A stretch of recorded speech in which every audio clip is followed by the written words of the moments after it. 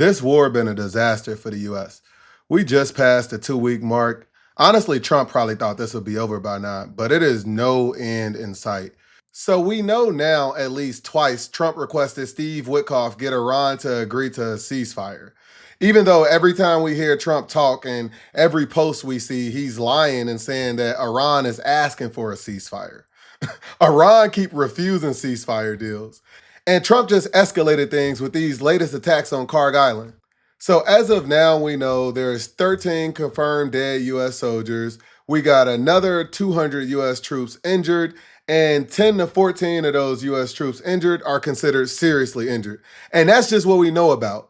I mean, the Secretary of Defense, Pete Hegseth, latest press conference from the Pentagon, he declined to confirm the latest number of U.S. casualties. So really, all we can do is take what we learn from reporting. And there's also reports that White House staff is scared to tell Trump about how bad things really are in Iran.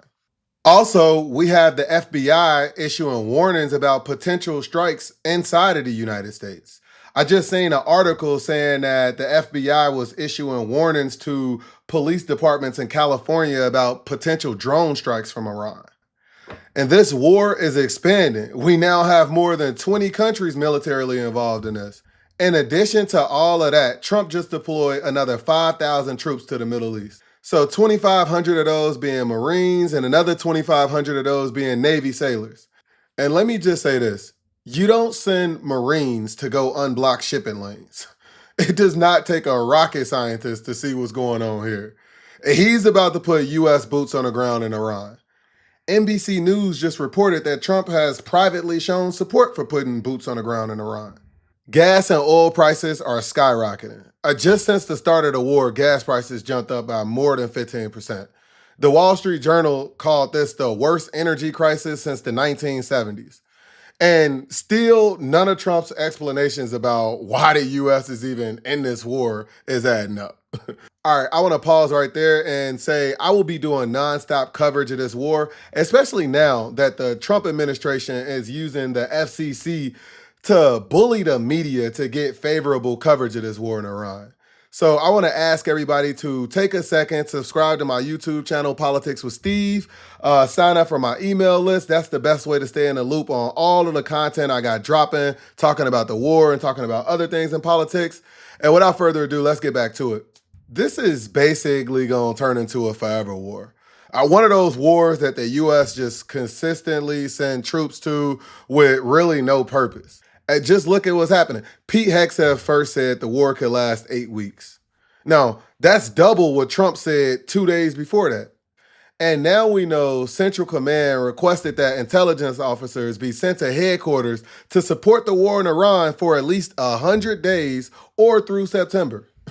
So while Trump lying every single time he get in front of a mic saying that the war is basically over, the military is preparing for this war to be a lot longer. The Iranian Revolutionary Guard said they will determine the end of the war and not the United States.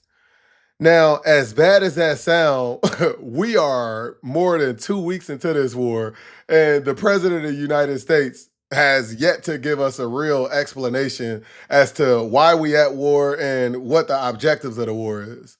And again, I think that's by design.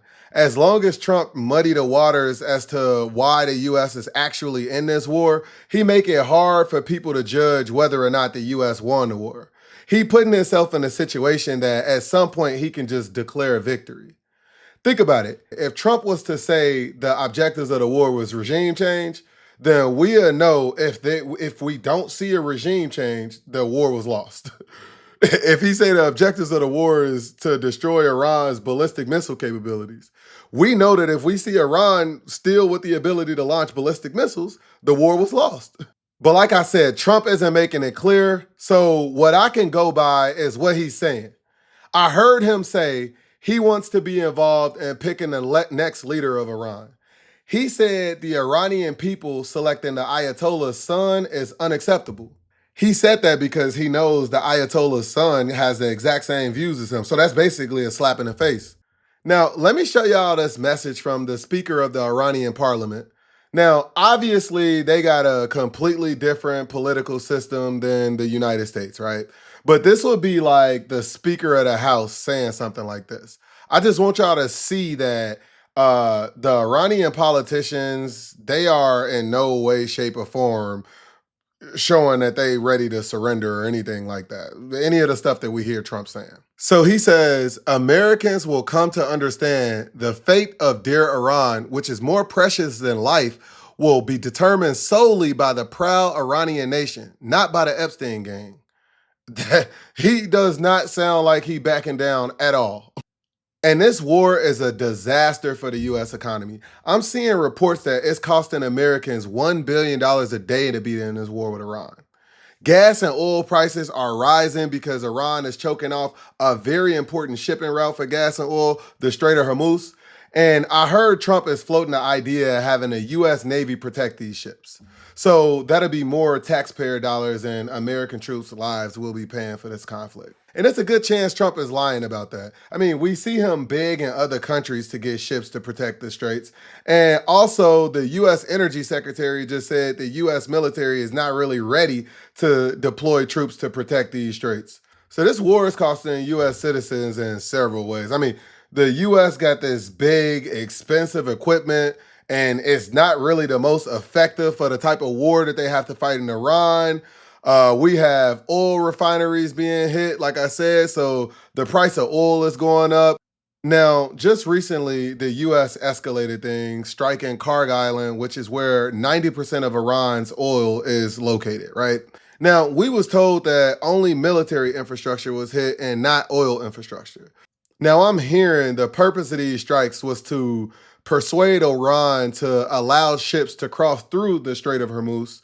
It's kind of like the US military saying, hey, you see how easy it is for me to strike these straits? You better start letting these ships cross. But this is the thing. If the US military actually did destroy the oil infrastructure on Karg Island, that would only increase the price of oil globally.